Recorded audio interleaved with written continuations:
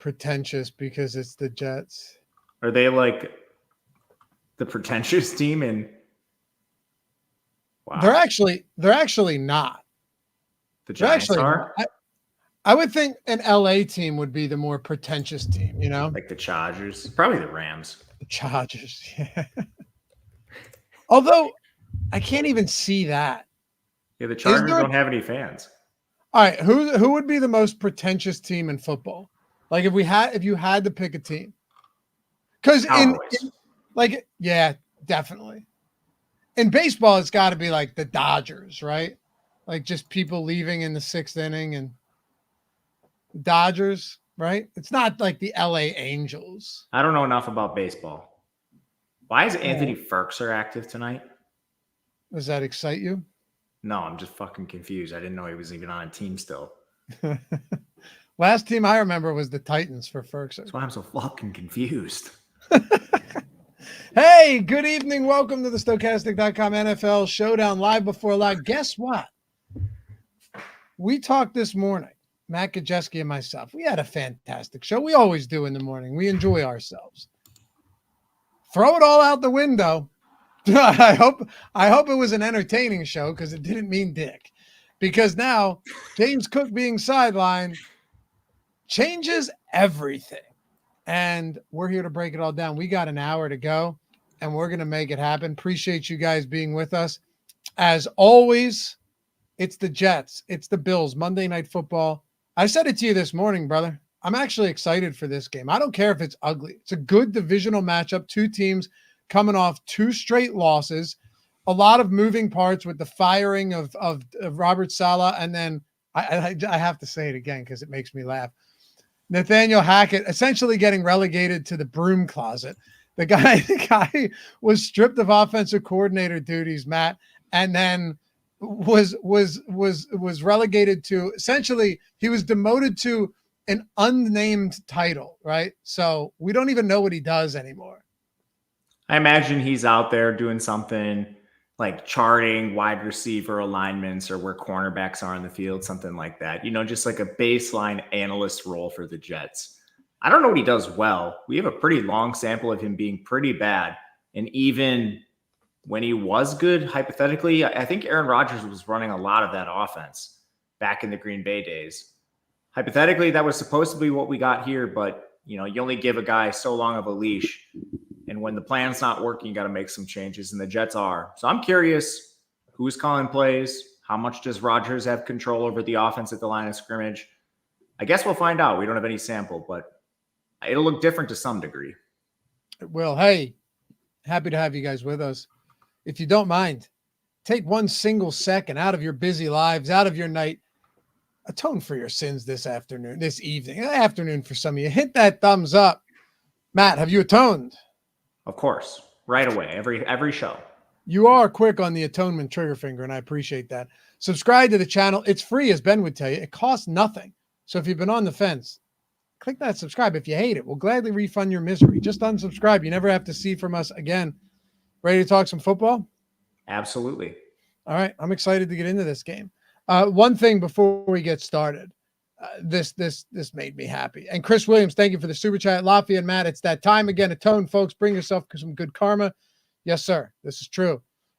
We had a comment at the top of the shows. Sharon, what's up, dude? What's up, fellas? Got my free month of the NFL tools. Placed the bet on Bet365. So that means you get 200 in bonus bets from Bet365 as well.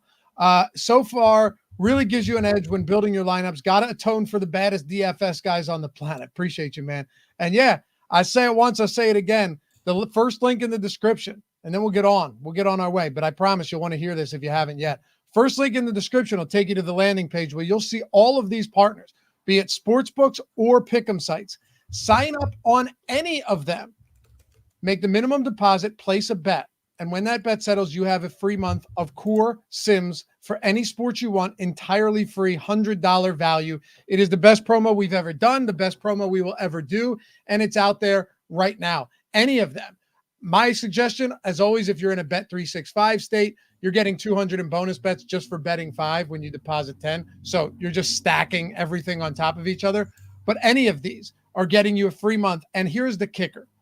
if you signed up for 3 or 4 of them, make the minimum deposit, place the bet, or make the lineup the moment it settles, and you send those screenshots of your welcome email and your first settled bet on all of them over to us at support@stokastic.com, each one of them accounts for a month.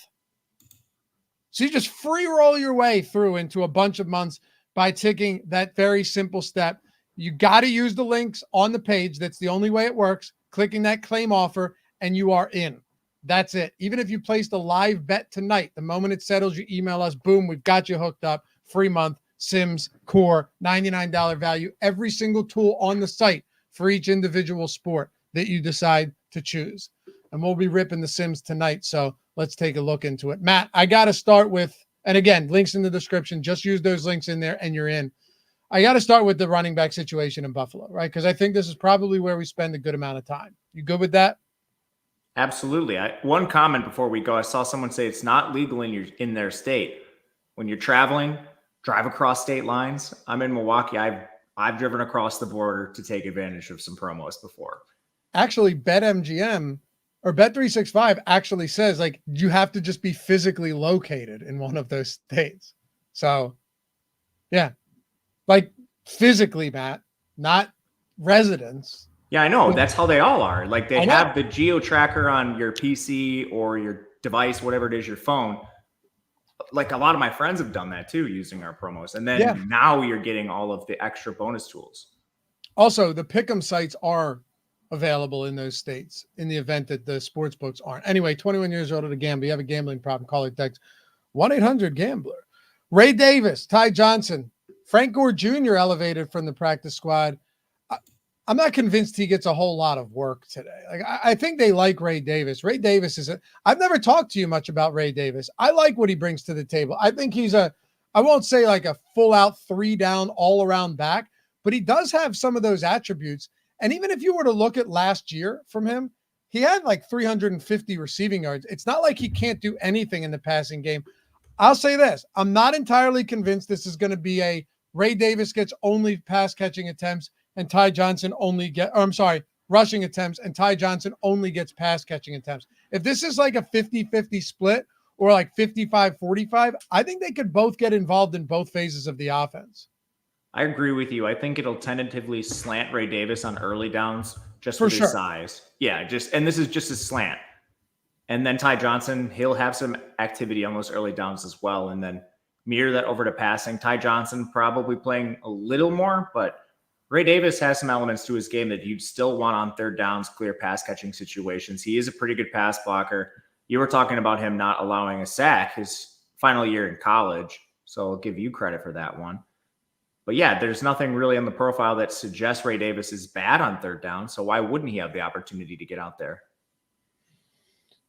I mean, I'm looking at a spot where you have a guy in James Cook that gets a ton of work, especially in competitive games, right? The snap share has been even more skewed this season away from James Cook than it normally would be, right? Like week 3 against Jacksonville, that was 50% to James Cook, 28 to Johnson, 19 to Ray Davis. That's because those guys got a ton of work in the second half in that blowout home win on Monday night against the Jags. The following week, you saw James Cook, don't get me wrong, he got plenty of opportunities, but they got blown out by Baltimore. A lot of the games they've played this season, at least a good amount of them, haven't really been that competitive of spots. So if we're in a competitive game tonight, how many, and I don't think there's a rushing attempts prop yet for Ray Davis. I was hoping we could find something. What would you put their workload at from a touches standpoint? So just assuming this plays to the spread? Let's assume it plays a close competitive game, because otherwise, what are we doing? Like, I'm not going to ask you 5 different scenarios here. Yeah. No, yeah, makes sense. And the spread is close. It's like nearly a pick 'em. Right, exactly. I would probably put it at like 25.5 rushing attempts as a collective between those two. Maybe a little bit higher, maybe like 26 or 7.5. This team wants to run the ball. And we have a pretty long sample of them doing that in competitive games. So the blowouts are great context, and context I think you should use to not get like outsmart yourself or get too cute with this. We know they want to run the ball. Allen is certainly going to be part of that. But they've taken their foot off the gas a little bit with the Allen runs as well, and they've used more James Cook. Perhaps, poking a hole in this, they don't feel quite as comfortable with him off the field, but I feel pretty confident these guys are going to get some decent work, assuming this game remains competitive, which it should. Ray Davis rushing attempts prop, 12.5 and 13.5. That's really low. So so what would you put? Does Ty Johnson have any out? Yeah. 6.5. So they're projecting 20, roughly 20 attempts for the backfield. Yeah, around That's 20. really low. Yeah. I mean, really, if you were to factor the juice into this, we're talking below 20. Maybe they do give Allen extra attempts. I don't see it going to Frank Gore Jr. But Me neither. And then you've got Josh Allen coming off of, well, I know they're not calling it a concussion, but it didn't look great. I hate the guy with some smelling salts on the sideline. He's a warrior. You know he's going to play through anything. You know, I actually was thinking about it this morning. I was trying to see if there was an angle there from a betting perspective, like, you know, under rushing attempts, under rushing yards. But then I thought to myself, like, if this guy wants to run, he's just going to run. There's nothing going to stop Josh Allen from running. That's without a doubt true. It's just like the designed attempts is what I'm concerned with. For sure. I'm just wondering how many unscripted runs he gets in a game like this. But I still like Ray Davis in this spot. You have to, right? At $3,000, we went from you and I went from pulling, you know, bottom of the barrel kind of dumpster diving value this morning on the strategy show to having a 3K guy that is, you know, the lead back. Yeah, I'm trying to go through like all the lineups and see how they look compared to this morning, because the common build this morning at least was kind of 4 studs in that top tier. We obviously removed one now, and then it was 2 punts. So now I'm seeing, you know, more Ty Johnson, more Ray Davis, more of these semi mid-range to cheaper guys in lineups.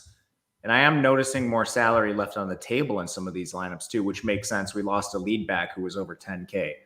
But I think this really does open things up. And now that there's not just one back in James Cook expected to handle most of the work, it kind of opens things up for us. Not to mention you're not forced to play Mac Hollins or whoever your dusty receiver on Buffalo of choice was. Jordan, do me a favor. You got to refresh that. Hold on a second. Let me go to the Sims. There we go. Do it in the Sims. Do it in the Sims where it's updated. So I'm running it right now. Did you run it yet since we've updated it like 10 minutes ago, Matt? Yes. Okay. How much Ray Davis and Ty Johnson are you getting? In the flex, let's see here. I got 26% Ray Davis and I got 18% Ty Johnson. What about captain? Captain, I got 10.5% Ray Davis and no Ty Johnson. Oh, wait, sorry. Oh, I got a fair amount of the both. Sorry, I scrolled over Ty Johnson. It's 13% Ty Johnson, nearly 11% Ray Davis. Ty Johnson ended up being my second most owned captain. Wow. It's close. He's barely ahead of Josh Allen, but why do you think that is? Seeing that, you know, even the receiving props, Ray Davis is at 7.5 on most books. There's a 6.5 out there on FanDuel if you want it. Ty Johnson's at 13.5, but Ray Davis has more than double the rushing yard prop of Ty Johnson today, and he's like a third of the price, or he's what, 3,000? The Ty Johnson's 5,200. I'm looking at the lineups. They look pretty good, and I mean the ones with Ray Davis look even better. But it's basically 4 studs, Ty Johnson captain, and then a mid-range guy. They look pretty solid. And the Ray Davis ones, they look pretty nice too. It's with Ray Davis, it's basically 5 studs. Unless you leave salary on the table. I mean, these look pretty good. Yeah, absolutely. I got 31% Ray Davis in the flex on my most recent Sims run. How about this? So I did 30% to first, 10,000 pool in the contest generator, then simmed it 23% Ray Davis at captain. I don't hate that at all. I'm leaving it. He's too cheap, Matt. He's too cheap for a guy that's like, are we saying he's going out there and getting a bell cow role or even a James Cook role? Not necessarily. No. I got a fun question for you. if you were to put on a 0 to 100 scale, overall skill level at running back for James Cook and Ray Davis, where would both of them sit? So this is like a Madden rating or something. Yeah, great. Actually, perfect. Let's Madden rate them.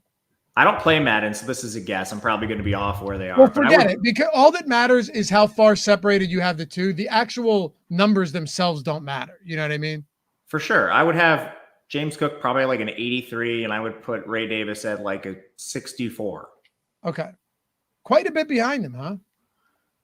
Well, who is 0? AJ Dillon? Yeah, AJ Dillon. All right. So I guess what I'm getting is a 64 from Ray. That was a solid pull. A 64 from Ray Davis at $3,000 with even like 70% of Cook's workload potentially. That looks pretty good. And I think there is room for upside with him too. He's sort of a black box. We've never really seen him outside of the handful of touches he's gotten. We've actually seen a lot of Ty Johnson. Somehow he has managed to stay in the league this long. I don't know how it's been possible because he seemingly doesn't do anything well, but he doesn't do anything poorly. I guess that's valuable, but I can't believe he's been in the league this long. At least it's afforded us an opportunity to see him. I would rather take a shot on the guy we don't know about who has at least an interesting prospect profile. Me too. And also, theoretically, what happens if Frank Gore Jr. doesn't see the field?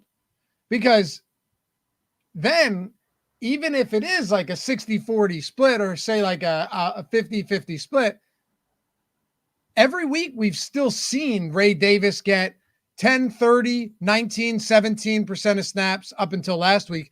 Ty Johnson, 23, 16, 28, 19, 34. What if these guys get all the backfield snaps? Then it becomes even more interesting. I think they should. I'm kind of surprised that we even have Frank Gore Jr. still on the team. I know he's on the practice squad, but typically. But yeah, I mean, in a lot of these situations, you don't see these third stringers, fourth stringers get a lot of work, and I would not be expecting that today. Drop World Media said AJ caught a stray. It's not a stray from Matt. It was aimed point blank at him, brother. Matt's lining them up. Justin said AJ Dillon or Zeke. That's not fair to Zeke because Zeke had a time. I mean, Zeke, they just put so many miles on those tires. Like Zeke was good. Yeah, he was. Zeke was good. AJ Dillon was never. Would you say it looks like he's running in jeans?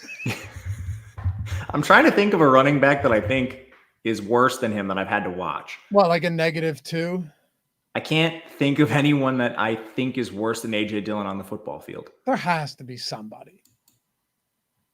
There probably is. That's just escaping my mind, but Kenneth Gainwell? No. I'm just not a Kenneth Gainwell guy at all. But he's fine. He's fine backup. There's got to be somebody that's worse. We'll think about this throughout the show. There has to be somebody. Yeah, I'll think about it too. But that's where I'm at right now. Michael Henry said Najee Harris. Sometimes it feels that way. You're not. That actually came to my mind, and I didn't say it because I think AJ Dillon's worse. John Prince had a great one though. Josh Kelly last year when Eckler went out was mega chalk for like 3 straight weeks, and every week had 15 rushing yards. Yeah, he's really bad. He definitely is on the list. We got to think back a ways. Eddie Lacy before he got morbidly obese was pretty good though. Eddie Lacy's like perhaps my favorite running back of all time. I loved him at the end, rumbling down the field. Rumbling is one way to put it. Yeah. Trey Sermon, man. Like he was. But AJ Dillon was a 3rd round pick. So he like had expectations. That's true. Wait, Trey Sermon was too. They he even was a 3rd round pick. They traded up for him. Dude, what about Bishop Sankey? Bishop Sankey. What a pull. What? I actually texted my friends about Bishop Sankey recently. That's a great pick. Was that Tennessee? What team was that? Yeah, he was on Tennessee. Yeah. Trey Sermon was drafted in the Oh, third dude, round? I think I might know. Trent Richardson. That's a good one. Didn't Trent have the first good year though? Wasn't his first year actually good? It was, and then he got traded for a first-round pick. What? That is the fleecing of the century. Yeah. But all-time touchdown leader in the UFL? Oh yeah, and the Birmingham Iron. They folded mid-season, and he'll always hold the record for most touchdowns in that league. Anyway, so we can move on from the whole conversation of the Bills backfield, but that's where I'm at right now. I don't think I'm going to do any changes, Matt. Like, I have a good amount of Ray Davis, a lot in the captain, a good amount of Ty Johnson. Quite frankly, anytime you can get a guy at 3K that profiles to have a good workload, I'm fine with him at the captain. I'm fine with him everywhere. Yeah, I agree with you. And I'm not sure people will react enough to this, especially because it's kind of uncertain. But the uncertainty can help you, especially if one of them consolidates. I'm fine with where I'm at too. It's around 40 to 50% of both of them when you combine them, flex and captain. How about and Jordan, feel free to do some things here, like go over to lineups and pull up like Ray Davis lineups and see what they look like, so the audience that isn't a sub can see. That stuff's super helpful. If you guys want to expand your screens out too, it'll make it easier.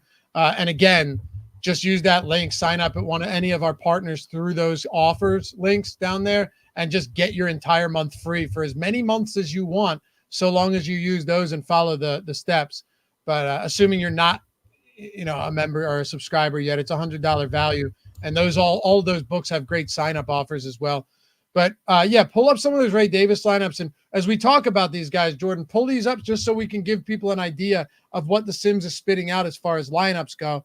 What are you doing with the Jets backfield, knowing that new offensive Todd Downing's taking over, former offensive coordinator for the Titans? He was the passing coordinator for the Jets prior to Nathaniel Hackett being demoted to an unspecified role. And now Robert Saleh's gone as well. They say they want to establish the ground game. Every team says that. I'm not saying I don't buy it, but Buffalo has struggled against the run. They've also allowed more production to pass catching running backs than any team in the league this year. I got 100% Brees.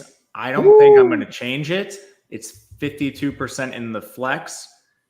And obviously, he's my most owned captain by far right now. I might bring it down just a little bit from the perspective of having a little bit of diversity. But now that we removed another elite captain play, expensive captain play, and James Cook, it's hard not to like Brees even more. And we poked a couple holes in him this morning. It's not the 90% workload or 95% we thought coming into the year, but it's still really valuable. This is a team that wants to run the ball. You mentioned they're talking about establishing it.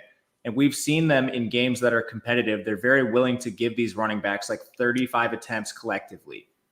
And then Brees has the main pass catching role. He, coming into the week, was tied with Alvin Kamara for the league lead in targets at the position. You just don't get roles like that every day. So let's say this plays to a negative game script and they don't get the 35 attempts off they want to, and it's reduced. Braylon's still going to play. He's going to get like 30 to 35% of the touches, but Brees is going to get the high value ones. He's about as bust-proof as you can be as a player. The ceiling's been questionable. The efficiency hasn't been there. But even through this tough stretch, Brees has still shown an elite floor. And then if we do walk our way into a ceiling game, man, it's hard to get away from him. I hear you. And, Braylon Allen's touched the ball a decent amount when he's on the field. But here's the good thing, Matt. They don't use 3 running backs. So even if you look at Braylon Allen and go, okay, he played, 30% of snaps, 35% of snaps, they're running not a lot, of course, only a few snaps. But like there are some 2 running back, there are some 2 RB sets out there. The reason I say that is because Breece Hall's played 70+% of snaps every week. Yeah, they've started doing a little more of the 2 backs. It's not a lot, but I'm not concerned whatsoever with Breece's role. Me neither. There's just no way you don't get that guy the ball. Yeah, I was thinking about it too this morning, and as I was going over some stuff for the betting video out on Odd Shopper, by the way. It's short. It's 7 minutes if you're looking to get some bets in for today.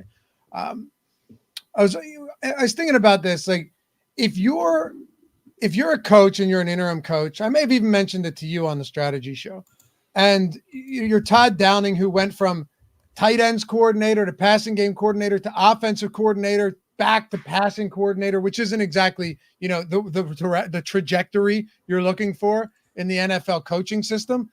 And now he's got an offensive coordinator job to prove himself. I mean, isn't like, obviously this is some really basic way of thinking, but you'd think you'd still want to get guys like Breece Hall the ball as much as possible, get him in space, and let your horses do the work. Yeah, they're absolutely going to do that. I don't think that's going to change going from like Nathaniel Hackett over. And it might honestly be a little exacerbated. You might see Breece get more of the work. And again, you want to do this as if it plays to the spread, but you also, I think, want to build lineups as if it plays towards a Jets victory by touchdown or a Bills victory by touchdown. And our sins take care of that for you. But what we've seen from the Jets is it is like a rising tide lifts all boats when they play those game scripts from ahead. When they played the Patriots, Breece Hall had 16 carries, Braylon had 11. So I think you can very much play them together. And even if Braylon has a good game, I don't think that comes at the expense of Breece. They just play their roles. Right. That's what I'm saying. You only have two running backs. Breece is still playing 70% of snaps. Yeah. A decent game from Braylon Allen does not negate the Breece Hall game at all. It's exactly what you're saying. They're viable together on a slate like this. You're absolutely right. You could play both of those guys together. Now, you kind of need the game to go the way you want it, but that's any showdown slate, Matt. You tell yourself a story. That's why, the single lineup sim has been helpful for showdowns, but also the sim itself, because you're going to see a lot of unique builds that play to a very specific outcome, right? Like the 5-1 onslaughts. We know that there's a specific outcome. The 2 kicker, 2 defense lineups, those crazy looking lineups that we've seen win. We've seen them win more times than not, or more times than just a couple. So yeah, you trust those type of tools. You trust what it's giving you, but also there's no way that I'm looking at it right now. Okay. I just ran it for the play action and the first down and some of these smaller ones now to get these in. I'm just looking at my top 10, right? And Jordan can throw it up on the screen on his too to see if he's getting something similar. I don't know if you are, Matt, but in my top 10, I have 3 that have Breece Hall and Braylon Allen in the same lineup. Yeah, I've been just scrolling through looking at these. I have a fair amount of them together, and I have some where, Breece is the captain and Braylon's in there, which you're playing for a ceiling Breece game. He's expensive, but again, that doesn't necessarily come at the expense of Braylon. They're just playing their roles. Pass catchers is where it gets ugly. Not totally. Better for the Jets than the Bills. What's that? Better for the Jets than the Bills. Yeah, tell me about it. Khalil Shakir is active. Do we just go out here and assume that he's going to get, his full allotment of work, which on the season's like 50% of snaps inexplicably? Yeah, I don't get that, but I think so. You never really know what this team's going to do, but especially like the 1 limited practice and 2 DNPs doesn't make me feel good. Like he was probably pretty close to being inactive tonight off 2 DNPs and then 1 limited practice, and it's an ankle. I don't feel good, I'll tell you that. But I don't know. Again, I don't know why you'd have him active if he couldn't give it a go. I don't either. I don't see why you wouldn't either. And he is still their best. I mean, him and Dalton Kincaid. But Curtis Samuel is basically, he's proving day in and day out this guy's pretty much washed at this point. Keon Coleman's got a matchup against, a really good secondary, 2 really good corners. You got Sauce Gardner, DJ Reed back there. That's not exactly an easy spot for a rookie playing his 6 games who is still in some ways kind of a project in Buffalo. And then you've got guys like Mac Hollins, Marquez Valdez-Scantling. It feels like the Kansas City Chiefs last year outside of Rashee Rice. It's gross. It's really gross. And now you got MVS going from that offense to the same one virtually with all these rotating guys. But I think up at the top, for me, it has to be Kincaid, just based on the role in the offense. When you look at all the rotating this team is doing, Kincaid, I think, is the most secure in what he's going to do on the field route-wise. And then he does avoid some of that pressure that the Jets are going to provide on the outside with Reed and Sauce Gardner. So I think he just kind of is the perfect confluence of role and then matchup in this game. Not to mention, I still think he's their best overall talent among all the skill position players that are catching passes for this team. And Shakir, he's just so expensive. We talked about this morning. I can't fathom how he ended up in the 8Ks. I know. Like, who accidentally let their fingers slip? In a brutal matchup, too. I mean, at 8K, I'm just going down and playing Matt Collins or MVS, Curtis Samuel. Matt Collins is a better snap share than Khalil Shakir. I know the targets are not reflective of that, but I mean, 17 targets for Matt Collins, 19 for Khalil Shakir. I know Mac has played one more game, but still, that's really close.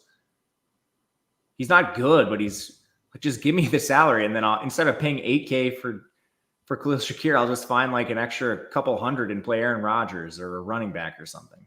What do you think a fair price on Khalil Shakir is today? 5.2. I don't know. 6.2. I was going to say like 6,700. Yeah. He has a 19% target share. I know. That's excluding the game he missed too. That's only the healthy games. 19%. I mentioned that to you this morning when I went through the target shares on these guys from weeks 1 through 4. So excluding week 5, you look at these guys, there's nobody that stands out from a target share standpoint. They said everyone eats, and they meant it, except the eating part. But they're at least trying to feed them, Matt. And Khalil, go ahead. Khalil Shakir is our most negatively leveraged player by 2 full percent. Wow. Who's second most? Curtis Samuel. Yeah, there you go. Dude, and for Curtis Samuel, can you imagine being the second most negatively leveraged player on the slate at 2.8K? Yeah, right. Right. That's a great point. At least usually the negatively leveraged guys are super expensive. This guy's free. And the tools are still saying, hey, careful. And he has a reasonable snap share. Like, he's played at least 27% in every game. You're looking at the top single game and the top, basically the top stacks tool for Showdown. Is that what you're pulling up? Who has the highest? It's a great laugh right now. What's that? It's a great laugh right now. It really is. Oh, Jordan pulled it up. Thank you, sir. By the way, this is included in the core package as well. So go to Optimal Captain for me, Jordan. Okay, Ray Davis is like 5%. Go to leverage. All right. No wonder we're getting a decent amount of Ty Johnson and Ray Davis. Those guys are really nicely leveraged, as they should be.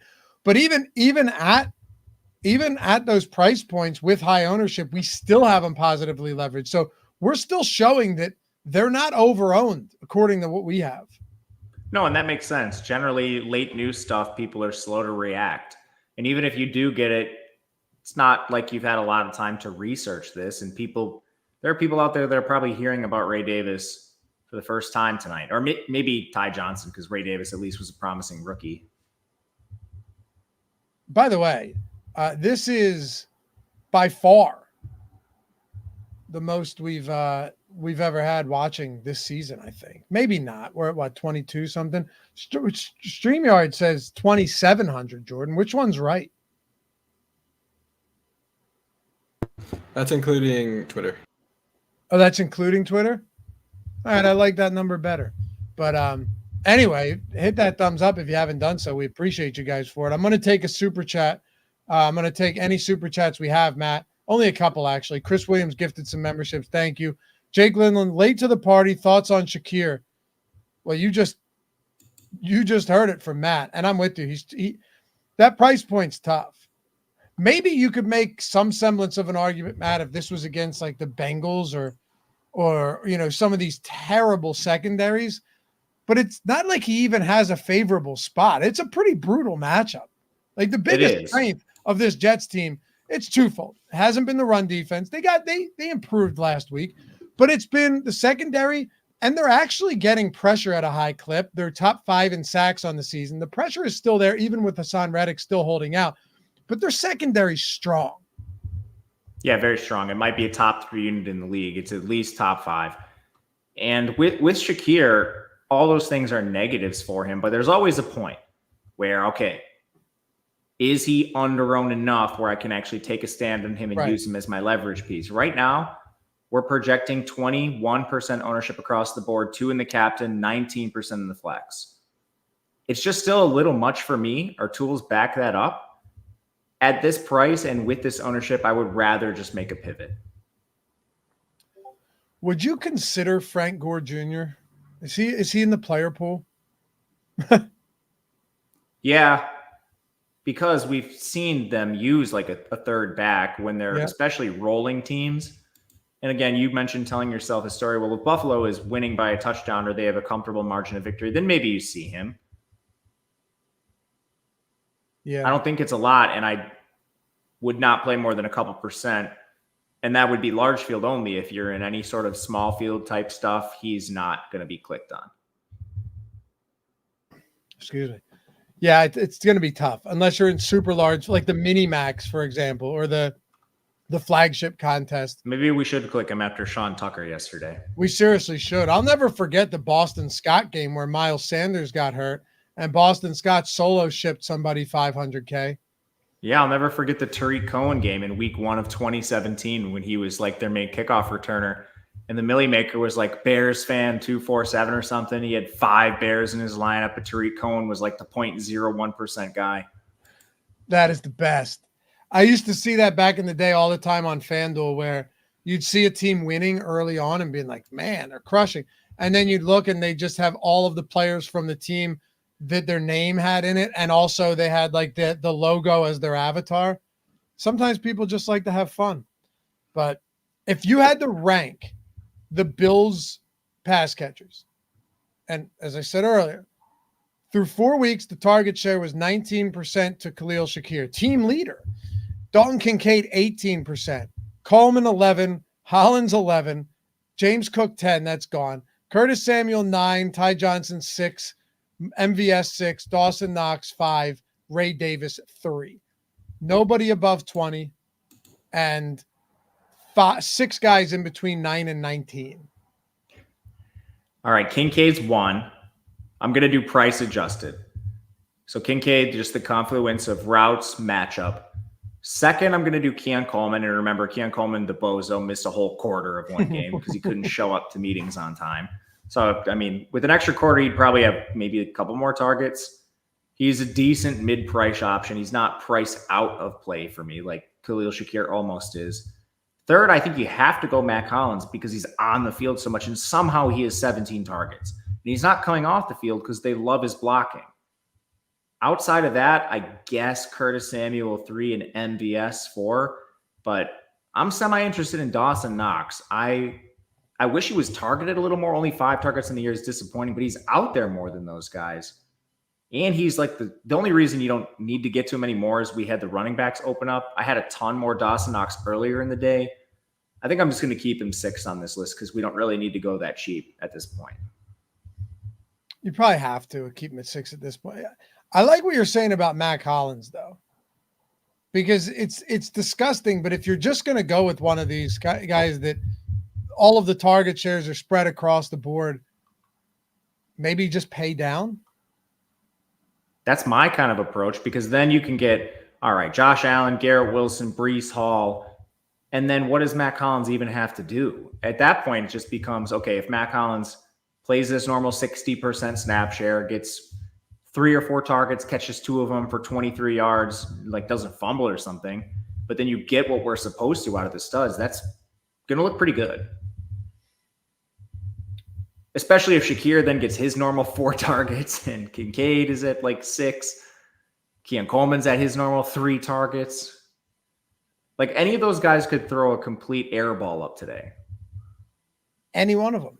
And all of them, it's likely just knowing that you have Josh Allen.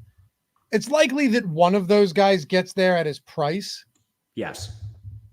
Right? But with such a spread apart target share, it almost does make more sense to say like, okay, if it's possible one of them gets there, but is it going to be Shakir at almost 9K? I mean, probably you put Kincaid number 1, right? Oh, I forgot Shakir. I did Kincaid 1, Keon Coleman 2, Matt Collins 3, price adjusted. I would put him tentatively ahead of Keon, or in front of Khalil Shakir at 4. Yeah, Kincaid's the clear number 1. Agreed. But it's funny we say that because we know he has a lot of talent, but he hasn't exactly done much this year to suggest that he is the number 1. You're right. His role, I think, is a little more secure than those other players. Target share is right in line. Price point is a little bit cheaper than Shakir. So I don't know. This is tough, man. No. I still clearly have him number 1. Clearly. I'm just saying that he's only number 1 because nobody else on the team we can put at number 1. Yeah, that's a good way to put it. Garrett Hobbs, any love for the kickers tonight? Yeah, absolutely. I mean, look, I'll check the weather with the wind being an issue. I'm in PA outside of Philadelphia, like 20 miles outside of Philadelphia, and it was windy as hell today. Picked up huge gusts. It's died down a lot. I'm not actually going to I don't think going to have much of a heavy fade on kickers right now. Now, and keep this in mind, like projections and the sims and all of this, it all factors the Vegas line. Let me put it to this. It factors weather into it because Vegas and the total factors weather into it. And this line was here's the funny thing, Matt. Remember what this line was at earlier today? It was at 40.5. It's up. What's that? I just said it's up. It's up. It's at 42.5 on DraftKings. Penny has it at 41.5, 42.5 on Circa, 41.5 on FanDuel, 42 on Caesars. It's up. So no, if I'm going off of that, because it's really hard. Like neither you or myself are meteorologists. We're not out there in East Rutherford, putting our fingers to the sky, seeing how extreme it is. The only thing I can go off of here is the projections and the total, and the total has come up. Yeah, I mean, I just went on AccuWeather, the fake meteorologist I am. I did this earlier today, and there were like 35 mile an hour gusts of winds in the forecast. It's down to 25. So if you want to put on your meteorologist outfit and do a little research yourself, it doesn't look so bad. This is pretty normal for weather. What are the winds at themselves, not the gusts? 15. Okay. So it's windy, but that's a normal day. It's not too windy. It's like a normal day in Wisconsin. You kick some field goals out there. Yeah, defenses as well. I think, while the total has come up, I'm still perfectly interested in defense. You made a great point today, too, that Josh Allen, look, if he starts kind of going YOLO Josh Allen, not saying that'll be the case, you don't have the most reliable pass catchers. You're going up against a good secondary. We've seen him struggle at times throughout the year. We've also seen him be great. That's what makes Josh Allen so tough in these primetime games, Matt, because he could be like week 3 Josh Allen that just absolutely dominated. And it's funny because you look at the box score, he didn't do much from a statistical standpoint, but he was really good and they crushed Jacksonville. Or you could see it like it was the following week against Baltimore, where they got their dicks kicked in and the game was never competitive on that Sunday night. We have a long history of this being the roller coaster ride of Allen's career. This is not new. It's crazy. He's been doing this forever, and it's gotten better. Some of these dips in his performance have become less frequent, but they're still there. They were there last year. And part of it is when they're down, they don't have anyone to rely on it. It's kind of negligent what they did coming into the year at wide receiver, putting a lot of bets down just on a rookie second-round pick in Keon Coleman and then the development of the players they have. So, yeah, he needs to be Superman sometimes if they want to win games, and that comes with volatile outcomes. I think it's a pretty tough matchup for him. We mentioned the secondary. I think that kind of overshadows a pretty decent Jets pass rush, and they get a lot of pressure from the interior with Quinnen Williams. He's an awesome defensive havoc creator. So it's definitely not going to be easy. And with his turnover propensity in some of those game environments, I like playing the Jets defense. They're also cheap. pretty compared to the Bills defense. I don't know who priced this either. I don't understand any of this, honestly. The fact that they're $1,000, isn't it right? Like $1,000 or so cheaper than the Jets or than the Bills. Yeah, they're favored in the game too, or excuse me, they're slight underdogs in the game. It's barely a pick 'em. Really? I mean, I know I'm saying really that they would price them down that much. It's kind of absurd. You mentioned this earlier. I was looking at the -1 in Buffalo. It's 115 on the Buffalo side, 105 on the Jet side. It's about as close to a pick 'em as you can get without being a pick 'em. Exactly. Right. It's 1.1. I saw 1.5s out there, but mostly 1 point. Yeah, it's really nothing. It's nothing. So I have no problem going to D. Look to defenses. Maybe it is just a low scoring game. It ends up being a 17-10 ugly game. Maybe the wind does play more of a role than we've seen. And then it ends up just being a whole lot of, a whole lot of those guys, a whole lot of the defense. And I'm perfectly fine trying to get to some of that.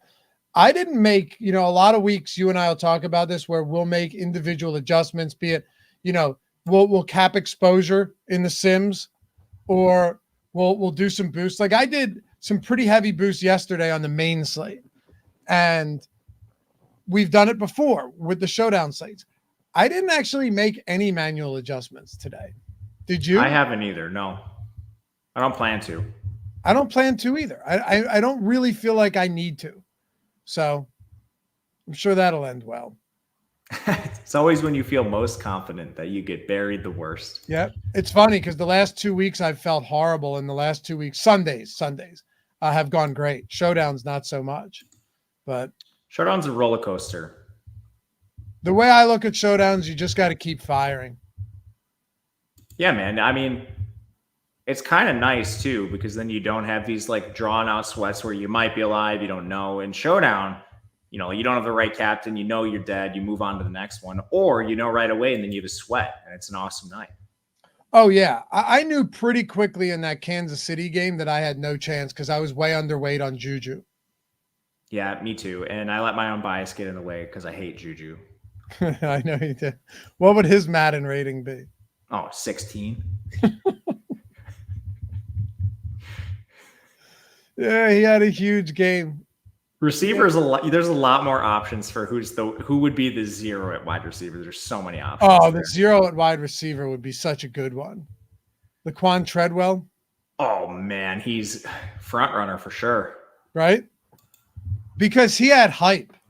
Like it can't just be a guy that never had hype. It has to be somebody that was right. You can't just give it to someone that was like a 6th-round pick and just got elevated from the practice squad. That's no fun. Laquan was a 1st rounder.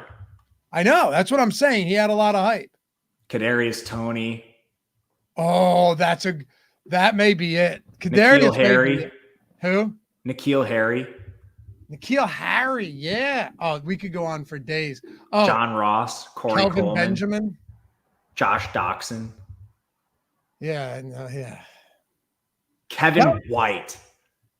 Kevin White that was a great one. Yeah.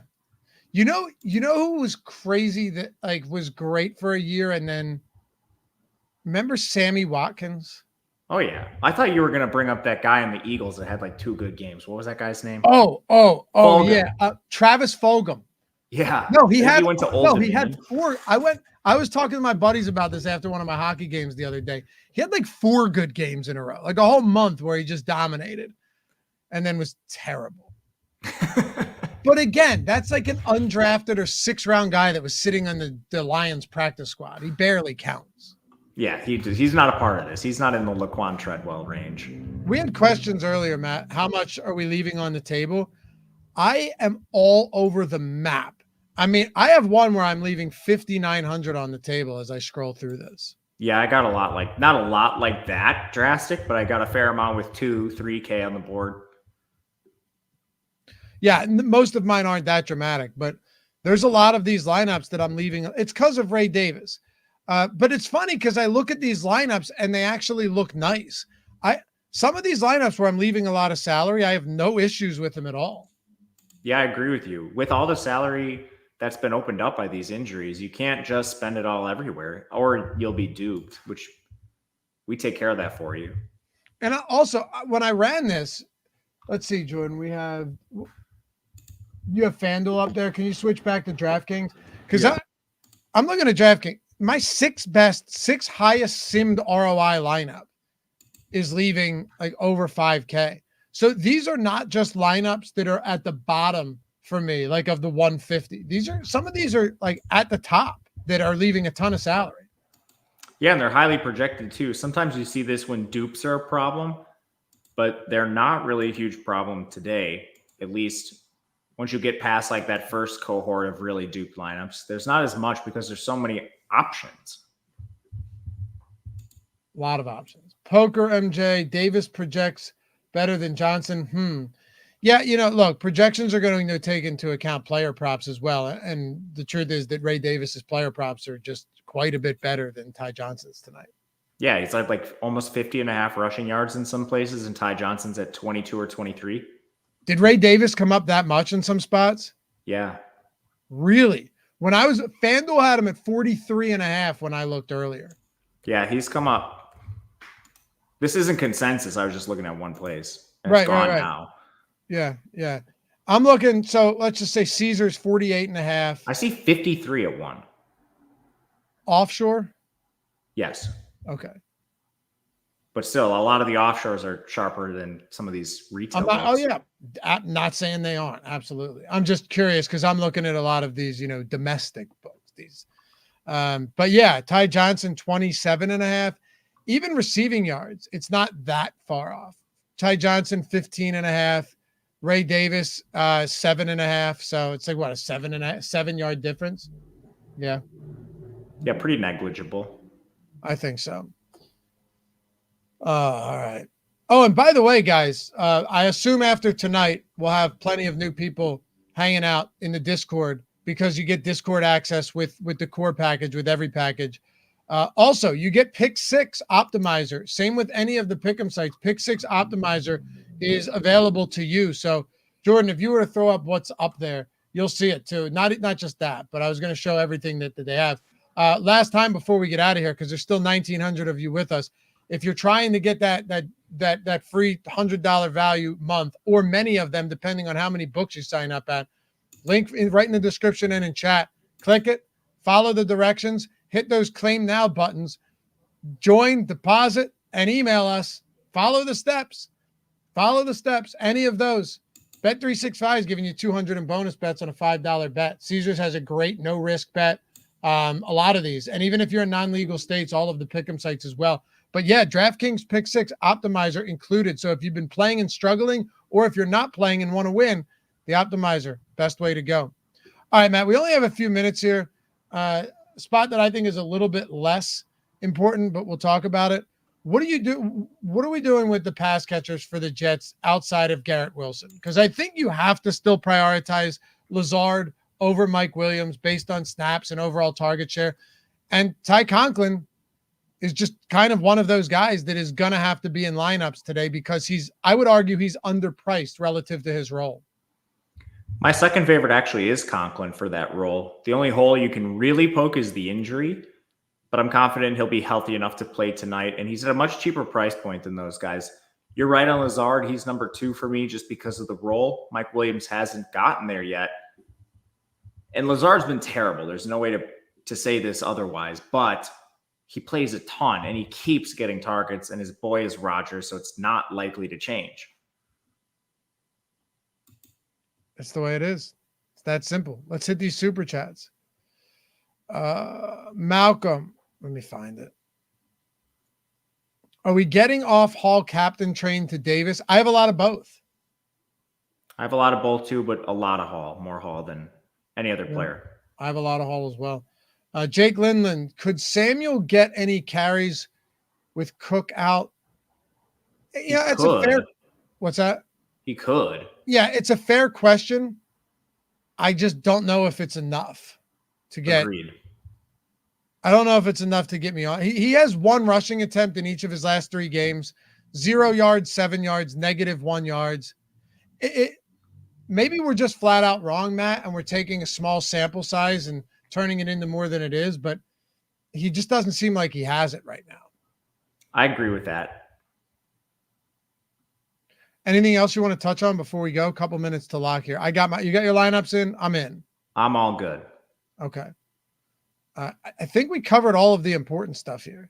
I'll say this. Mike Williams is the type of guy that we're just like, I have very little Mike Williams today. If there's one guy that I have not enough of where a big game would kill me, where it was Juju last week, this week it would be Mike Williams. Hands down, it would be Mike Williams. I'm just hoping it's not the MVS bomb. Right. I've been killed on the MVS bomb so many times. Like, okay, so me too. Who would it be that would kill you if you have not enough of if they go off? It's either Mike Williams or Keon Coleman. I'm in between 6 and 7% of both of them. Those are the only guys I think really have a ceiling that could crush me. I think it's probably Shakir for me too, only because he's going to get ownership and I'm extraordinarily underweight on him. God help me. I'm not confident he can crush you. You don't think so? You just sealed the deal right there. That's typically how it goes, yeah. Yeah. Hey, appreciate you guys hanging out as always. Have a great rest of the night. Good luck tonight. We'll see you back here tomorrow morning. First look NFL strategy show. I can't wait. By the way, I looked at this slate, Matt, 10-game slate. Deshaun Watson is now the same price as Jameis Winston. He is cheaper than Sam Howell. That's lovely. That's how it should be. They're actually going to make you consider it. Yep. Would you? Okay, this is fun. For those of you guys who are going to stick around for another minute or so after lock, would you consider him? He's 4,900 at home with Jack Conklin back, Jedrick Wills back, the offensive line getting healthier, and they face the Bengals. For sure, he runs. You would? I mean, I've played him, and I didn't play him last week, but I think I played at least a sprinkling of him in every other week prior to that. I've had some, I think, 2 or 3 weeks. Not last week against the Eagles or yesterday. Jaden Daniels has Carolina on Sunday. That should be an awesome, awesome spot for him. Right? Right? I mean, the only thing is, does it just end up being a Brian Robinson game if he's back? Like does Brian Robinson just have 150 yards? That defense is terrible. But some great games. Detroit, Minnesota, Houston, Green Bay, Kansas City, San Francisco. It's a fun one, dude. This is going to be a great one. Yeah, I thought I was super excited for tonight's slate, and then you tell me I got all this. Yeah. Yeah. Is the shootout of the week Seattle, Atlanta? It's got to be up there. What's the total? Oh, I didn't look. You want to take a guess? Take a guess because I haven't 50 looked. and a half. That's where I was going to go. I was actually going to say 49.5, but I might be off. Let's see. Oh, 50 and a half. You nailed it. And it's 49.5 on FanDuel. But yeah. Okay. Nice. All right. Take a guess on Kansas City, San Francisco. 47 and a half. Nailed it. Well, FanDuel has it there. 46.5 on Caesars. I'm not looking at these either. So Eagles. Neither am I.